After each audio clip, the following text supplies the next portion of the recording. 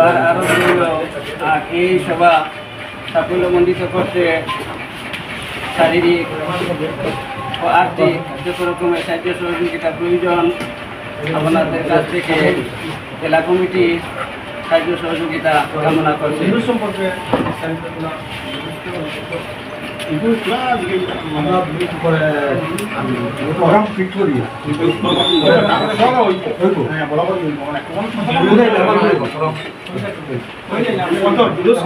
আমাদের পূর্ব নির্ধারিত কার্যসূচি অনুযায়ী আমাদের জুলুসে মুহাম্মদী সাল্লাল্লাহু আলাইহি সাল্লাম বাহির হবে এবং চূড়ান্ত রূপরেখা আমরা 2-1 দিন পর জানানো হবে যে কটার সময় জুলুস হবে, কোন জায়গা থেকে হবে, কোন জায়গায় গিয়ে শেষ হবে।